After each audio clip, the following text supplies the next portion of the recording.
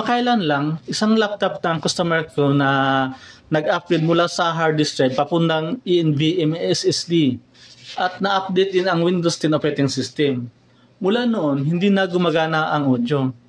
Yung may-ari mismo ng laptop na to, para makapagpakinig siya ng music, gumagamit na lang siya ng Bluetooth speaker dahil ni ang onboard speakers o kahit ang headset na ikakabit sa audio jack ayaw maglabas ng tunog.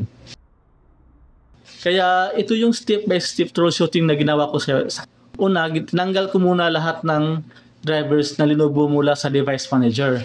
Pagkatapos, nag-download ako ng panibagong drivers direkta mismo sa official website. Then, in-install ko muna ang chipset driver at saka ko sinundan ng audio driver at iba pang kinakailangang drivers. Pero, hindi pa rin nag-work sa audio.